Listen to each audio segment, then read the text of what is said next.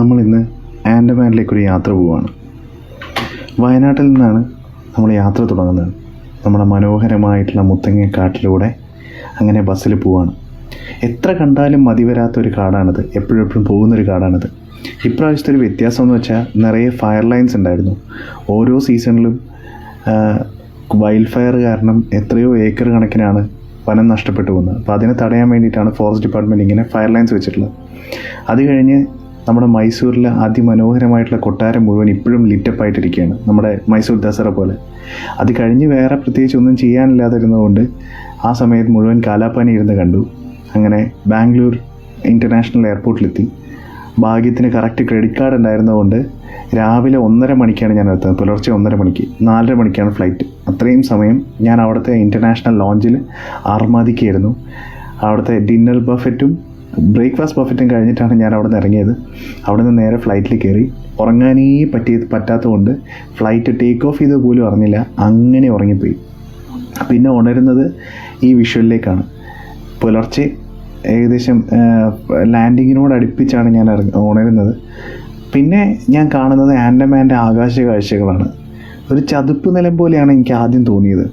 പിന്നെ അങ്ങിങ്ങായിട്ട് ചെറിയ ചെറിയ കെട്ടിടങ്ങളാണ്. ഒട്ടും അങ്ങനെ വലിയ ഡെവലപ്ഡ് ആണെന്നൊന്നും പറയാനില്ലെങ്കിലും വലിയൊരു ലാൻഡ് ഏരിയയാണ് ആൻഡമാൻ എന്നുള്ള തിരിച്ചറിവ് വായിച്ചത് സത്യമാണെന്ന് മനസ്സിലായി.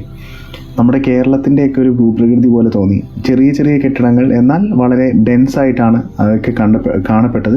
എന്നാൽ അവിടെ കാടുകളും മറ്റുള്ള കാര്യങ്ങളൊക്കെ ഉണ്ട് ദൂരെയായിട്ട്. പക്ഷേ ഞാൻ കണ്ട ബിൽഡിങ്സൊക്കെ വളരെ ചെറുതാണ്.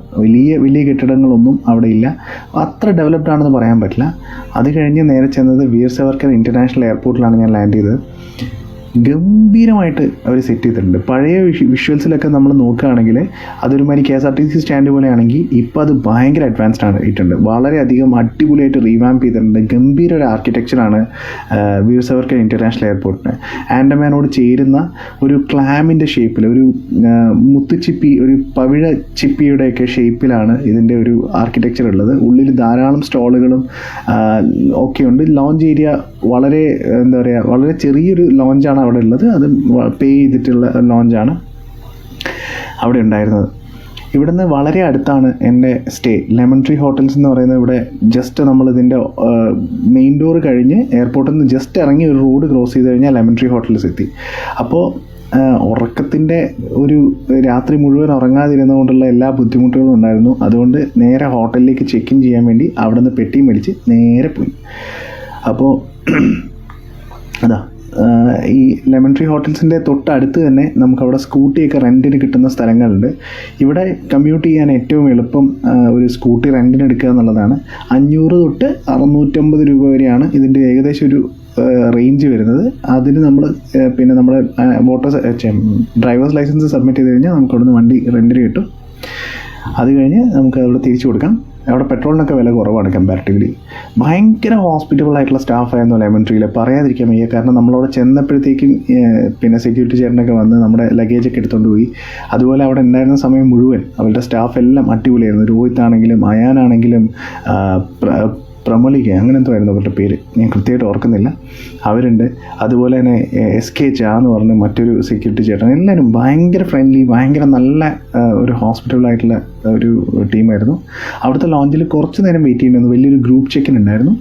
എന്നാലും അവർ ഭയങ്കര നൈസായിരുന്നു നമ്മളോട്. അതുപോലെ തന്നെ ഇവിടെ ഒരു ചെറിയൊരു ഷോപ്പിംഗ് ഏരിയ ഉണ്ട്. എല്ലാം വളരെ എക്സ്പെൻസീവ് ആയിരുന്നു.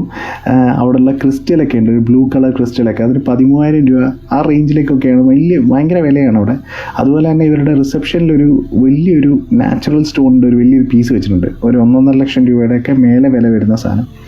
അങ്ങനെ ഉറക്കം കഴിഞ്ഞ് പിന്നെ ഞാൻ നേരെ പോർട്ട് ബ്ലെയർ എക്സ്പ്ലോർ ചെയ്യാനാണ് പോയത്. പുറത്ത് ഉള്ള കാഴ്ചകളെല്ലാം ഒരു കേരളത്തിനെ തന്നെ ഓർമ്മിപ്പിക്കുന്ന ഒന്നാണ്. ക്ലൈമറ്റ് വളരെ നൈസായിരുന്നു. നമ്മൾ പിന്നെ ഒരു കോഴിക്കോടും കൊച്ചിയിലുള്ള അത്ര പോലും ചൂട് എനിക്ക് അവിടെ ഫീൽ ചെയ്തില്ല. ഞാൻ പോയത് ഫെബ്രുവരിയിലായിരുന്നു, ഒരുപക്ഷെ അതുകൊണ്ടായിരിക്കാം. ബിൽഡിങ്സൊക്കെ വളരെ നോർമൽ അങ്ങനത്തെ ഒരു സംഭവമാണ്. ഒരുപാടധികം ഗവൺമെൻറ് സ്ഥാപനങ്ങൾ പോർട്ട് ബ്ലെയറിലുണ്ട്. ഇവിടെയുള്ള മിക്കവാറും ആൾക്കാർ ഗവൺമെൻറ് എംപ്ലോയീസോ അല്ലെങ്കിൽ അവരുടെ പിൻതലമുറകളോ ഒക്കെയാണ്. അതുപോലെ തന്നെ ഒരുപാട് നാൾ മുൻപേ ഇങ്ങോട്ടേക്ക് കുടിയേറി വന്നവരുണ്ട്.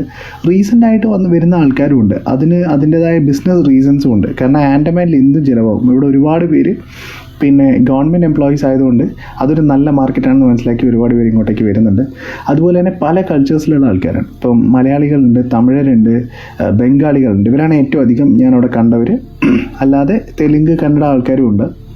അതുപോലെ തന്നെ എല്ലാ കൾച്ചേഴ്സും ഉണ്ട്. മുസ്ലിംസ് ഉണ്ട്, ഹിന്ദുസ് ഉണ്ട്, ക്രിസ്ത്യൻസ് ഉണ്ട്, സിഖുകാരുണ്ട്. അങ്ങനെ എല്ലാ മതസ്ഥരും അവിടെ വളരെ വളരെ അടിപൊളിയായിട്ട് ജീവിക്കുന്നുണ്ട്. ഇപ്പോൾ ഞാൻ ഈ ഗുരുദ്വാര ജീവിതത്തിൽ ആദ്യമായിട്ടാണ് കാണുന്നത്. അപ്പോൾ അത് കാണാൻ വേണ്ടി ഞാൻ അങ്ങോട്ടേക്കൊന്ന് പോയിരുന്നു. പ്രത്യേകിച്ചൊന്നുമില്ല, ഒരു ഹാള് മാത്രമാണ് ഗുരുദ്വാരയിൽ ഞാൻ കണ്ടത്. അവിടുത്തെ പരിപാടികളൊന്നും ഉള്ള സമയത്തല്ലായിരുന്നു പോയത്. അപ്പോൾ പിന്നെ പ്രത്യേകിച്ച് ഈ ഐലൻഡ്സിലൊക്കെ ഉള്ള ആളുകൾ ഭയങ്കര പീസ്ഫുൾ ആയിരിക്കും. പൊതുവേ അവിടെ ക്രൈം റേറ്റ് ഒക്കെ ഭയങ്കര കുറവായിരിക്കും. കാരണം അവിടെ ചെയ്തിട്ട് വേറെ അങ്ങോട്ട് പോകാനൊന്നുമില്ലല്ലോ, ഓടിപ്പോകാനൊന്നുമില്ല. അതുകൊണ്ട് എല്ലാവരും ഇനിയും തമ്മിൽ കാണാനുള്ളവരാണെന്നുള്ള തിരിച്ചറിവോടുകൂടി വളരെ സന്തോഷത്തോടെ ജീവിക്കുന്ന ആളുകളാണ് പൊതുവേ ഞാനവിടെ കണ്ടവരെല്ലാം. പിന്നെ ഇവിടുത്തെ ഫുഡ് എനിക്ക് തീരെ ഇഷ്ടപ്പെട്ടേ ഇല്ല. ലെമൺ ട്രീയിലും സീഷെൽസിനുമാണ് ഞാൻ താമസിച്ചത്. അത് 2 ഗംഭീര ഫുഡായിരുന്നു, അടിപൊളിയായിരുന്നു. പക്ഷേ അല്ലാതെ ഞാൻ പുറമേയുള്ള ഫുഡ് എക്സ്പ്ലോർ ചെയ്യാൻ പോയപ്പോൾ ഒട്ടും അടിപൊളിയായിട്ട് എനിക്ക് തോന്നിയില്ല. ഞാനവിടെ പരിചയപ്പെട്ട 1-2 മലയാള സുഹൃത്തുക്കളോട് സംസാരിച്ചപ്പോൾ അവർ പറഞ്ഞു, നമ്മുടെ നാട്ടിലുള്ള ഈ ഫിഷ് കഴിച്ചിട്ട് ഇവിടുത്തെ ഫ്രഷ് ആയിട്ടുള്ള സാധനം കിട്ടുമ്പോൾ നമുക്ക് അങ്ങനെ ഒരു ചെറിയൊരു ഡിഫറൻസ് ഫീൽ ചെയ്യുന്നൊക്കെ തോന്നി എന്നൊക്കെ അവർ പറഞ്ഞു. പക്ഷേ എനിക്ക് തീരെ സുഖിച്ചില്ല. കാരണം ഞാൻ കിങ് ഫിഷ് ഓർഡർ ചെയ്തിട്ട് എനിക്ക് കിട്ടിയ ട്യൂണയായിരുന്നു.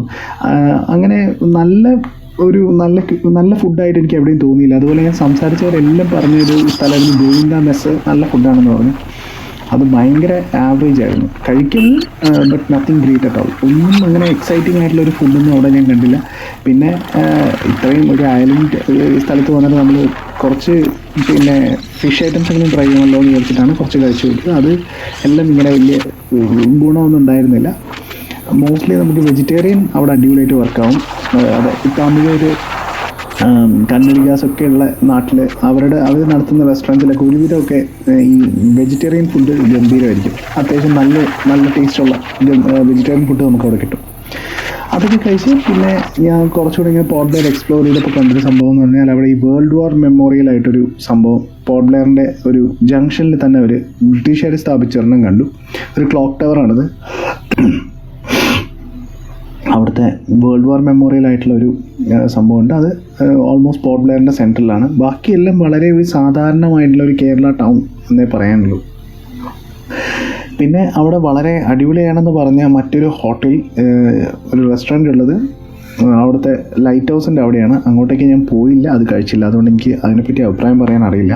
പിന്നെ അവിടുത്തെ ഇങ്ങനെ കുറേ ചെറിയ ഷോപ്സിൽ ഇങ്ങനത്തെ ധാരാളം ഐറ്റംസ് വിൽക്കാൻ വെച്ചിട്ടുണ്ടാവും. ഈ സൊവനീഴ്സൊക്കെ ഇവിടെ നിന്ന് വാങ്ങുന്നതിനേക്കാൾ നല്ലത് അവിടുത്തെ ഗവൺമെൻറ് എംപോറിയം ഉണ്ട്, അവിടെ പോയി വാങ്ങുന്നതായിരിക്കും. കാരണം പ്രൈസ് വൈസ് ആണെങ്കിലും വേറെ ചില കാരണങ്ങൾ കൊണ്ടും അവിടെ നിന്ന് വാങ്ങുന്നത് തന്നെയാണ് നല്ലത്. അതെന്താണ് കാരണങ്ങൾ ഞാൻ അടുത്തൊരു വീഡിയോയിൽ ആ എംപോറിയത്തിനെ പറ്റി മാത്രമായിട്ട് ചെറിയൊരു ഇത് പറയാം, അതിനകത്ത് ഡീറ്റെയിൽ ആയിട്ട് പറയാം കേട്ടോ. അപ്പം ഇത് നേരെ അവിടെ ചെന്നിറങ്ങി ഫസ്റ്റ് ഡേ ആദ്യം പോയത് സെല്ലാർ ജയിലിലേക്കാണ്. അപ്പോൾ ആ ജയിലിലേക്ക് പോകുന്ന വഴിയാണിത്. ഇവിടെ നിന്ന് നോക്കിയാൽ തന്നെ നമുക്ക് ആ ഫ്ലാഗ് പോയിന്റ് കാണാം. അതായത് സുഭാഷ് ചന്ദ്രബോസ് ആദ്യമായിട്ട് ബ്രിട്ടീഷ് ഇന്ത്യയിൽ നിന്ന് സ്വാതന്ത്ര്യം നേടിയെന്ന് പ്രഖ്യാപിക്കുകയും അന്ന് അതിൻ്റെ ഒരു മെമ്മോറിയലായിട്ട് ഈ അടുത്ത് സ്ഥാപിച്ചിട്ടുള്ള ഒരു വലിയൊരു ഫ്ലാഗ് പോയിന്റ് ഉണ്ട് അവിടുന്ന്. അത് ഈ സെല്ലാർ ജയിൽ കഴിഞ്ഞിട്ട് വന്നിട്ട് നമ്മളത് കാണുമ്പോഴാണ് നമുക്ക് എൻ്റെ ഒരു ഫീല് കിട്ടുക. അതുപോലെ ഞാൻ അങ്ങോട്ടേക്ക് പോകുന്ന വഴിക്ക് മുഴുവൻ ഈ കാലാപാനി സിനിമ കണ്ടുകൊണ്ട് എനിക്ക് ഭയങ്കര അതിൻ്റെ ഒരു ഓർമ്മകൾ ഇങ്ങനെ മനസ്സിലിങ്ങനെ വരുമായിരുന്നു ഈ സെല്ലാർ ജയിലിലേക്ക് പോയപ്പോഴൊക്കെ. അതിൻ്റെ വിശദമായ കാഴ്ചകളാണ് നമ്മളിനി കാണാൻ പോകുന്നത്. സെല്ലാർ ജയിലിൻ്റെ വിശേഷങ്ങളുമായിട്ട് അടുത്ത